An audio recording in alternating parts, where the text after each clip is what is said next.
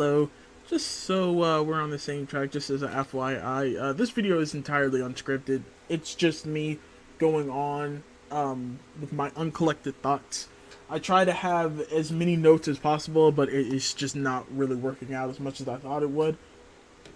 And I hope you enjoy it nonetheless. On with the video. mm. Hello everyone. This is a totally unscripted video because I did not make one. So I have a few notes and I'm gonna go over them. So judging by this video, we're going to be talking about Sailor Moon. Not the first one. Because R was the one that I didn't start out with, but it's the one that I had the most to talk about because I really don't have a lot to talk about the first Sailor Moon because it's just it's kind of just a solid season. It's not really good or it's okay. It's okay. I just don't find it as interesting as the other seasons because Sailor Moon has 5 seasons, and I was doing some research. And I found out that the production for Sailor Moon was only supposed to be the first season. Like the first season, the original Sailor Moon was it. There was not supposed to be any more seasons after that point. And but it was so successful and it was extremely popular, and so Toei Animation, the animation studio that adapted the first arc, told the author, the original mangaka, to keep on going because this is making us money, and so yeah, keep pumping that shit out. And so she was like, okay, fine. This is gonna be a little bit difficult though, because and it kind of makes sense when you think about it, because the original was so self-contained. Like you could end the series right there after the first season, and that would technically be a full story arc, like Usagi, or Serena if you're in Deke lovers. Usagi basically wishes for her life to go back to normal, and it does. It is in the second season that comes in where it's like, okay, well, we're gonna retcon all of that because not retcon. We're gonna fuck that basically. And we're going to make a second season and a franchise out of it. So, R is set up into 2 arcs. The first arc, the Makai Tree arc, is anime exclusive. And they made that so that the mangaka could have time to make a second arc, because in the first season, they were basically being produced at the same exact time, so there needed to be some material. That's why they created the Makai Tree arc. Makai Tree arc is okay, it's passable or anything. It's not anything like all that bad. Ale and On, I think that's what they're called. Ale and On. Pretty sure that's what it's called. Yeah, Ale and On. And they're cool. They're cool villains. They're kind of fun to be around, and just how ragingly hypocritical both of them are. Like, they're mad that the other is setting eyes on the main character, Usagi, and her boyfriend, Mamoru, who still doesn't have any memory from the previous season. But then will go off on the other person because they're looking at Mamoru or Usagi, take your pick. So that was kind of fun, and it kind of wrapped up. Like I said, it wasn't bad or anything. But then we get to the Dark Moon arc, which is where the story really begins, and it starts with Mamoru and Usagi breaking up. Great start. Why do they break up? Well, because Mamoru thinks that the relationship is just not working. They're not compatible. What we had is no longer there. Okay, now they're broken up. Well, we later find out that in a dream that he had, he was basically this voice was telling him that if he were to continue to be with Usagi in the future, despair would fall on both of them. Cool. So rather than, talk to Usagi, talk to her, communicate with her, we're just going to break it off. We're just going to break it off, and we're not going to explain why. We're just going to break things off. Okay. God, this video is going to be all over the place. Because I have so much shit to talk about, and my mind is all over the place. So, in the Makai Tree arc, everybody gets their memories back, thanks to Luna, the cat. And,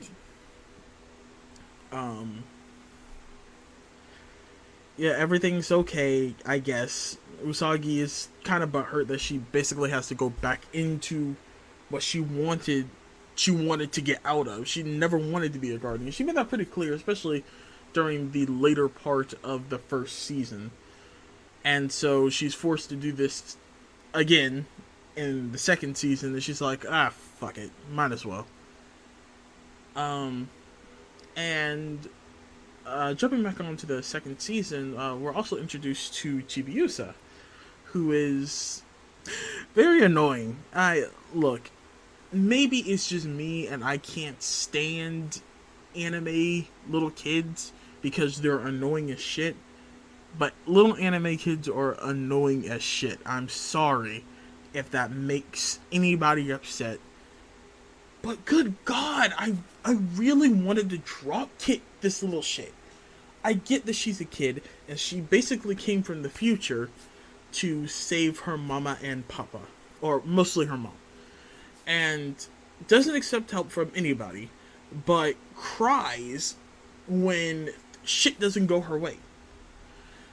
And so, and then of course, she's a complete and total brat. Mamoru, being his punk ass, decides to take her in and, be all friendly towards her while giving Usagi the cold shoulder while Chibiusa sticks her tongue out. I wanted to drop kick Chibiusa and I wanted to punch Mamoru in the fucking face.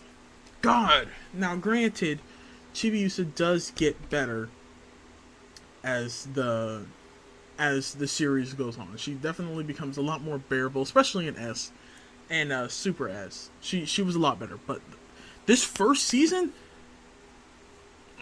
no. And she ends up becoming a villain at the very end because I guess we gotta have our final climactic ending. But now, shit, well, let's talk about the villains. Holy shit, there's so many fucking villains. Let me pull this fucking shit up, bro. You ain't never gonna believe this shit. So, the Black Moon Clan, apparently in the future, took over the Neo Crystal Tokyo or some shit like that. And this, and they ended up being fended off thanks to the Sailor Guardians of the Future. And so now they're coming back into the past to make sure that they get the pink rabbit, which was Chibiusa, because she has the key that they need. So we have these set of characters, and these set of characters are they're the Spectre sisters, and this I don't remember his name, but he's basically their pimp. If we're being completely blunt, if we're being completely honest, he's basically their fucking pimp. And if you'll probably notice that I'm drawing right now is Koan, because Koan, I fucking love her. I love her design. I love everything about her. Maybe that's because I just like the color purple. I don't know. I just fucking love her design. The other sisters are alright. They're cool. And the shit. What are they?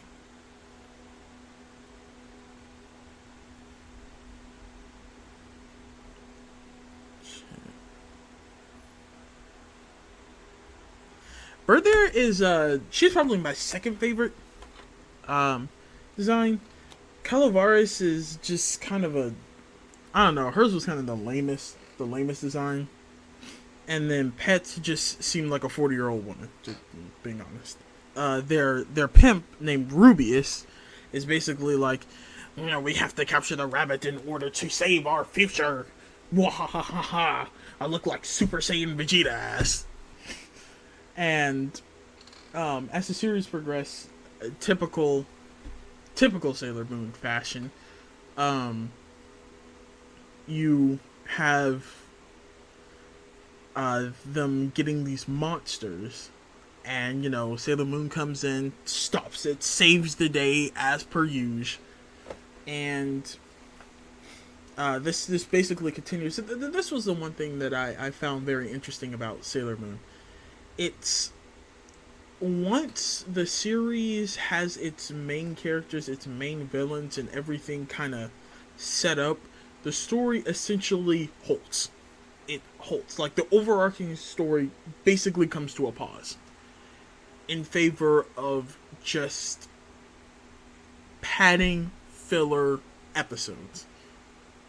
And what ends up happening is, towards the end, then the story picks back up, like, oh shit, we got a story to tell, and then everything goes at like a neck break pace.